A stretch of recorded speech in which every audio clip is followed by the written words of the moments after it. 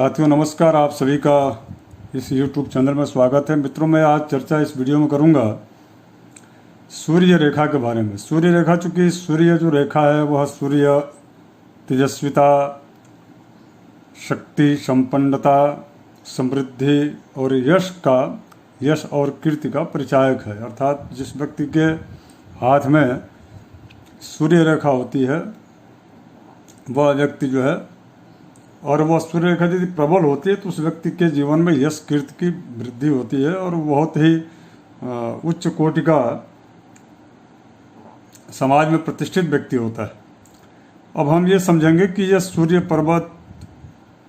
के माध्यम से हम सूर्य रेखा के बारे में कैसे जान पाए। तो सबसे प्रथम चीज़ का जो बेसिक ये है कि जैसे ये आपका, चूँकि ये जो है ये सूर्य पर्वत है, ये आप देख रहे होंगे, और सूर्य पर्वत इसको बोलते हैं। बुध और ये जो अनामिका जो उंगली है उस अनामिका उंगली के मूल भाग में यहाँ पर ये जो है सूर्य,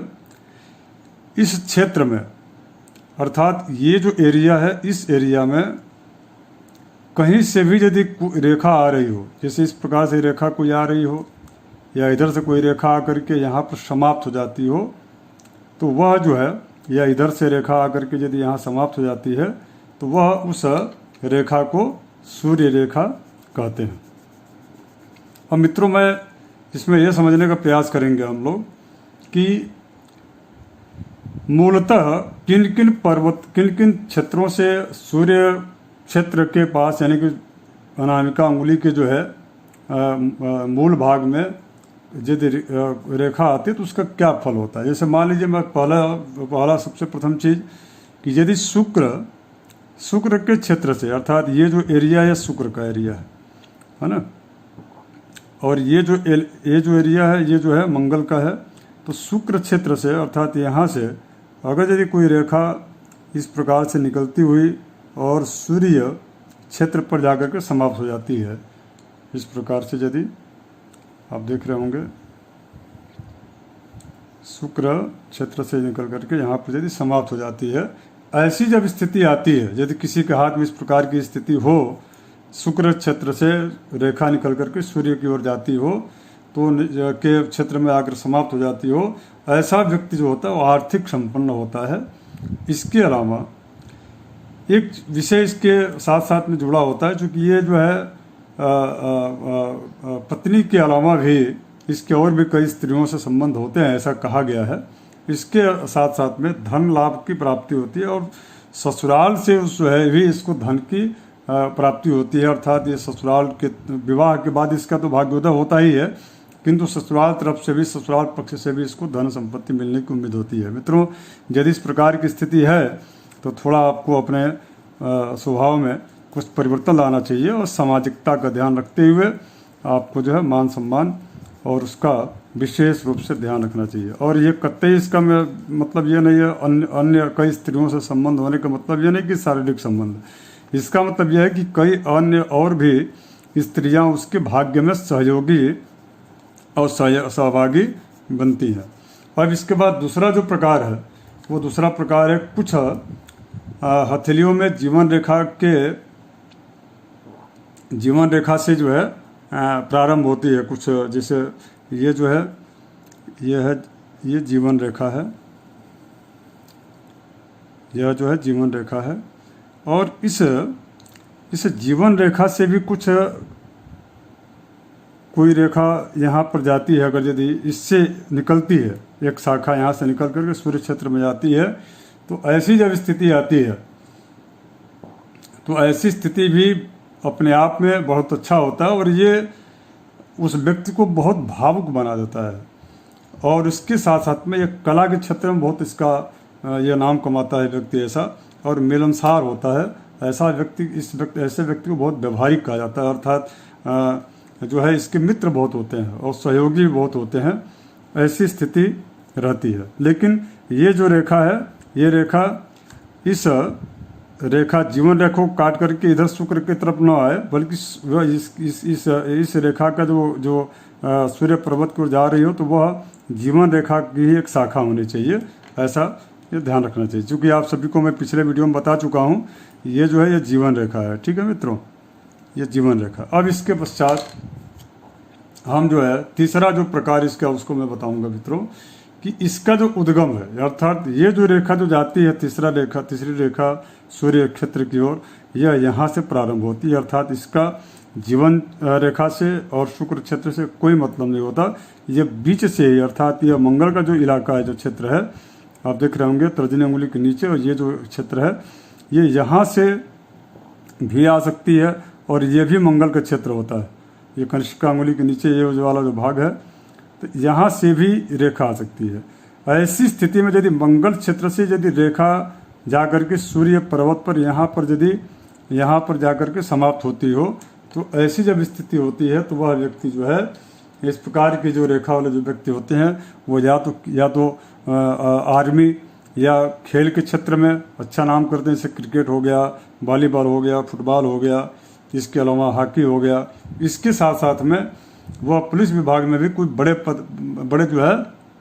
अधिकारी पद पर उनकी नियुक्ति होती है। राज्य स्तरीय और राष्ट्र स्तरीय इनको सम्मान भी प्राप्त होता है। और वो सम्मान कब प्राप्त होगा, उसका यदि आपको निकालना होगा, और वो इस प्रकार की आर्मी, मिलिट्री या क्रिकेट इत्यादि क्षेत्रों में उनको उपलब्धि कब मिलेगी, तो उसको मैं आपको अगली वीडियो में बताऊंगा। लेकिन मैं आपको भी जो है प्रतीकात्मक बता देता हूँ कि जहाँ से यह मंगल पर्वत, इस मंगल क्षेत्र एरिया से सूर्य की तरफ जो भी ये रेखा जाती है, तो यहाँ पर एक बिंदु बना करके उस बिंदु से जीवन रेखा और इसका जो है 100 में डिवाइड करके और उम्र को निकाल लेना चाहिए कि इस ऐसी स्थिति में, यानी कि उस उम्र में उस व्यक्ति का इस क्षेत्र में प्रवेश होगा। और इसके अलावा इसी उम्र में, अर्थात उसी तदनुसार ही उस व्यक्ति को राष्ट्र स्तरीय और राज्य स्तरीय कोई बहुत बड़ा जो है पद, मान सम्मान उस व्यक्ति को मिलता है। ये जो है मैं आपको तीसरा और महत्वपूर्ण बिंदु मैंने आपको बताया। पहला, शुक्र क्षेत्र से यदि कोई रेखा यहाँ निकलती है, सूर्य पर्वत की ओर आती है, उसका मैंने आपको बताया वह व्यक्ति बहुत ही महत्वाकांक्षी होता है। अगर जीवन रेखा से वो निकल के जाती है सूर्य पर्वत की तरफ, तो भी वो शुभ कारक होता है, अच्छा होता है। इसके अलावा यदि मंगल क्षेत्र से सूर्य की तरफ जाता है, तो वह व्यक्ति शासन प्रशासन में, आर्मी या पुलिस या इस ऐसे विभागों में वो व्यक्ति उच्च जो है अधिकारी होता है। अब इसके पश्चात एक रेखा, चूँकि ये जो जीवन रेखा है, यहाँ से एक आप देखे होंगे ये मस्तिष्क रेखा ऐसे निकलती है। तो ये मस्तिष्क जो रेखा है मित्रों, तो इस मस्तिष्क रेखा से चल करके अगर यदि चूंकि ये मस्तिष्क रेखा मैंने तो बहुत लंबा बना दिया, लेकिन इतना लंबा किसी में होता है, और मस्तिष्क और जीवन रेखा का मिलन भी किसी लोगों में देखा जाता है, किंतु ये बहुत शुभकारक होता है। तो ऐसी जब स्थिति आती है इस प्रकार की, और वह मस्तिष्क रेखा अगर यदि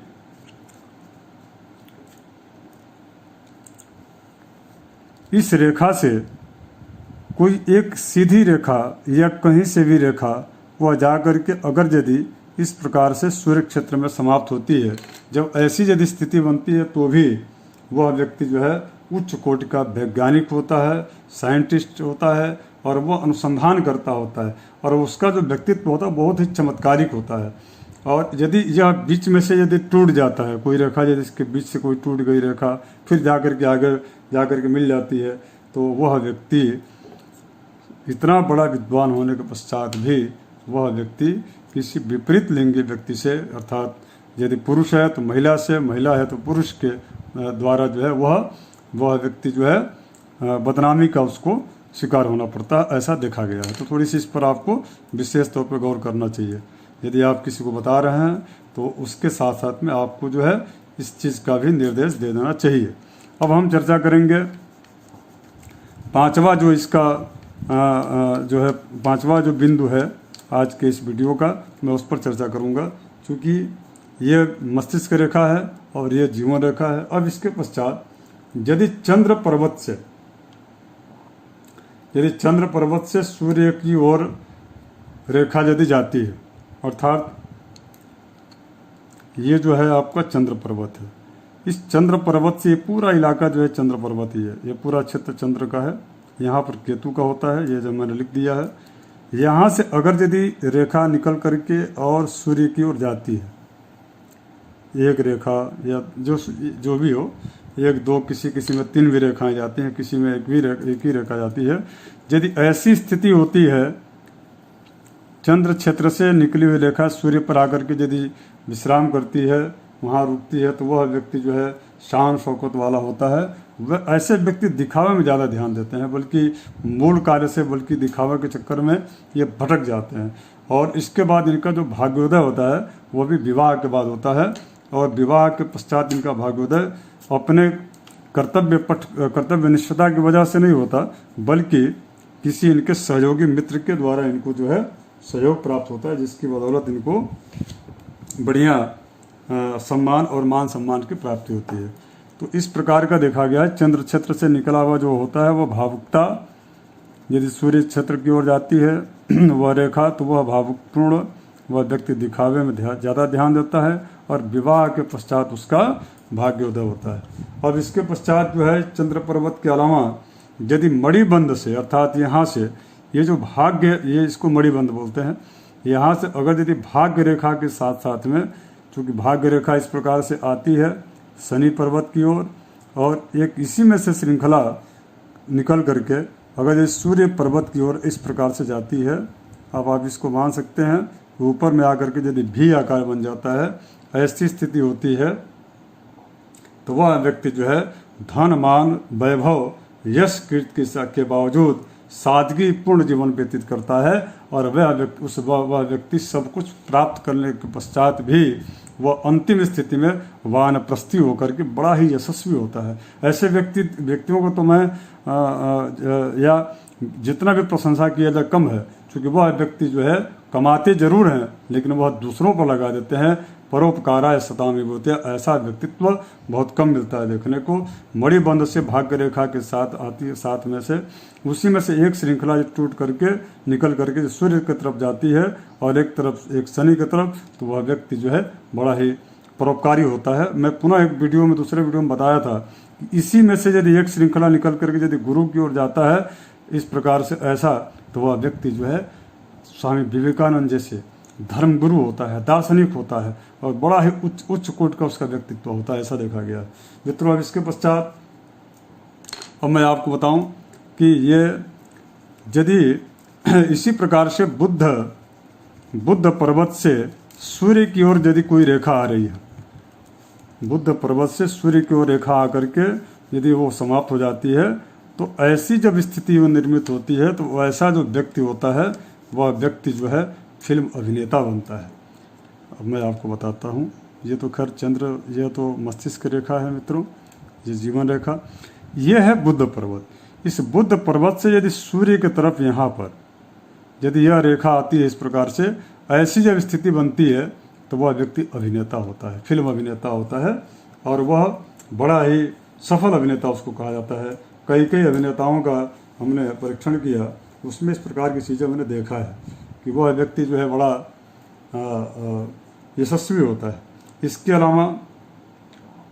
अगर यदि यह बीच से ही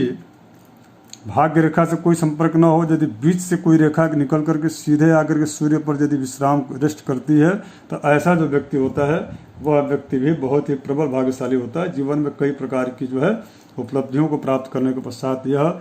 खनिज से संबंधित व्यापार करता है और बहुत आगे निकलता है मित्रों। और यह पत्थर और उसका चूना या पत्थर का उद्योग इसका होता है। मित्रों नमस्कार, आप सभी को यह वीडियो कैसा लगा, आपसे उम्मीद है करता हूं कि आप ज़रूर इसको लाइक शेयर करें, और इसके बाद दूसरे वीडियो में चर्चा कुछ दूसरे विषय को लेकर आऊँगा। तब तक आप सबको नमस्कार। यदि आप नए जुड़ रहे हैं हमारे चैनल से, तो आप सब्सक्राइब जरूर करें। यदि आपके मन में कोई ऐसा प्रश्न होता है तो उसको भी आप रख सकते हैं, मैं आपको उसका उत्तर देने का प्रयास करूँगा। नमस्कार, जय श्री राम। यदा यदा हि धर्मस्य ग्लानिर्भवति भारत, अभ्युत्थानम् अधर्मस्य तदा